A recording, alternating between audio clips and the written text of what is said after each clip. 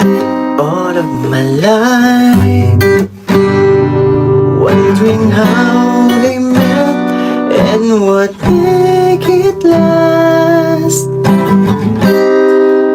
If I found a place.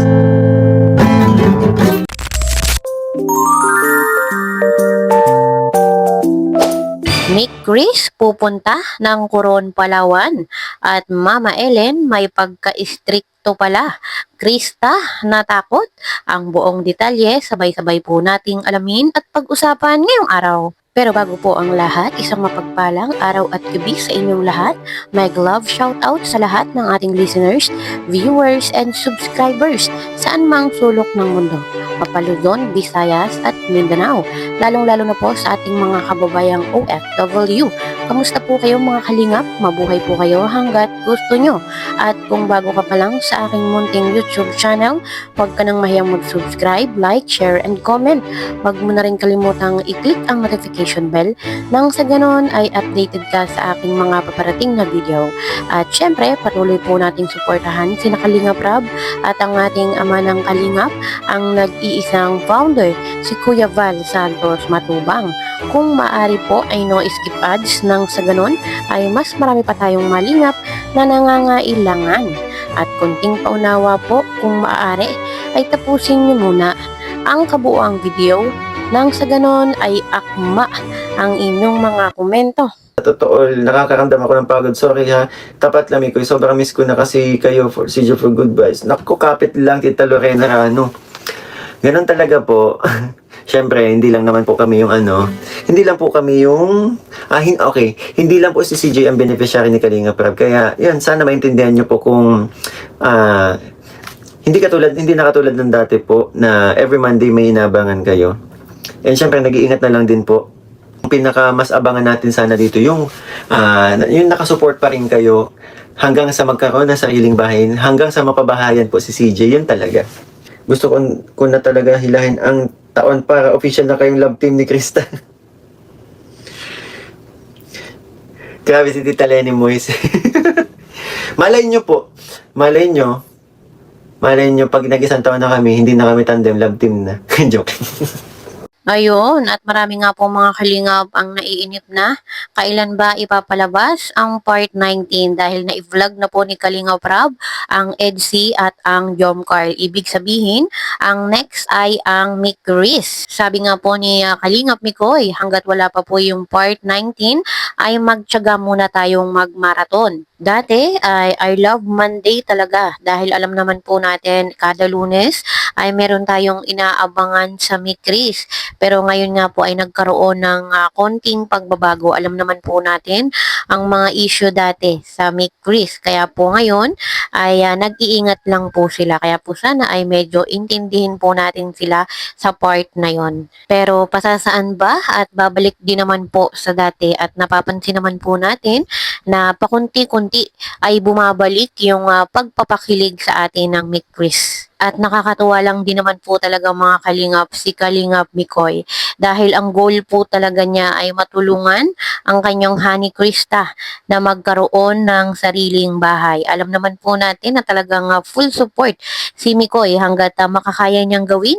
Kung ano yung kaya niyang itulong ay kanyang gagawin para kay Krista. Baka po sa vacation nakapunta kayo ng El Nido. Sana nga po. Pero ang alam ko next target ni Kalinga Prab kung sakali Coron. Hindi pa daw po nakakapunta si Kalinga Prab sa Coron. Actually ako din. Sa pa lang kami lagi. Puerto Princesa saka El Nido. To wait naman kami Kalingap Mikoy. Ako din po willing to wait. Next time may kasama na daw ako kapag pumunta ako sa mga gusto kong punta. Hindi ko man lang naisip ang si CJ agad ang una ko naisip. Hindi ko man lang naisip ang Hindi ko man lang naisip, pwede ko naman makasama Kalingap kasi nagta-travel din naman ang Kalingap, di ba po? Igala mo si CJ sa favorite beach mo, Mix. Mahilig din pati yun sa dagat.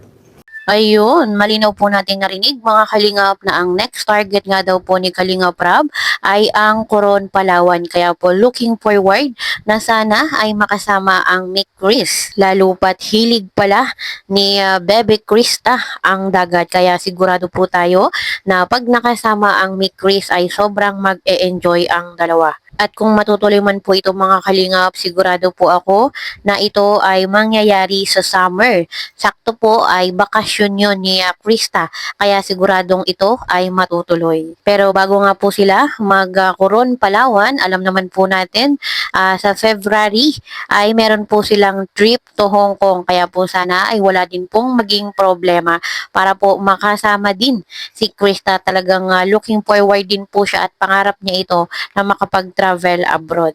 Talagang marami pong naka-align at sunod-sunod yung mga magagandang mangyayari sa buhay ni Krista at syempre kasama po dito si Kalingap Mikoy.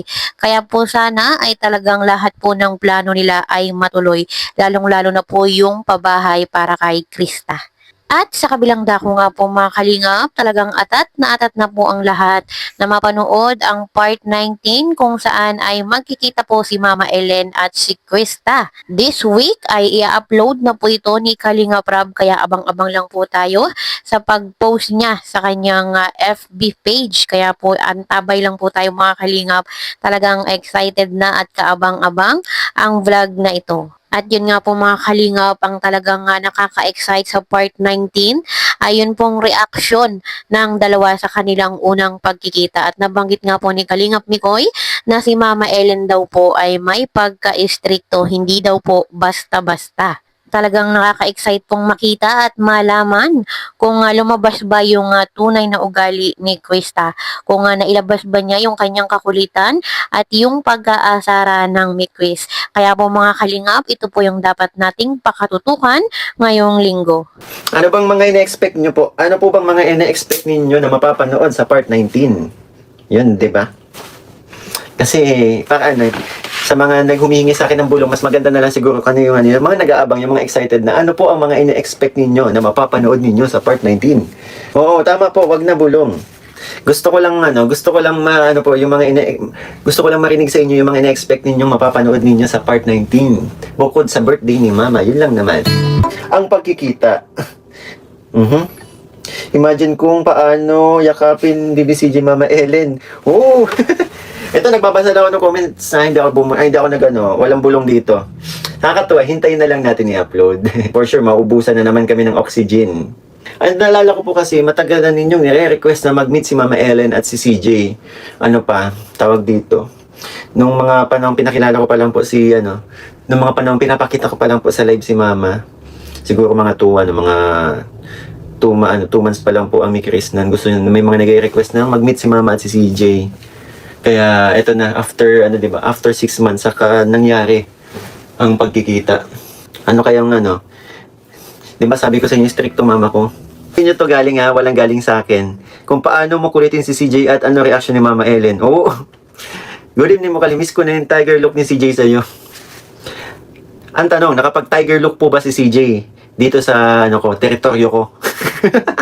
Kaabang-abang di ba po, Mama Ellen, naboto siya kay CJ para sa iyo. Sinabi ko sa inyo, 'di ba? Stricto si Mama Ellen pagdating sa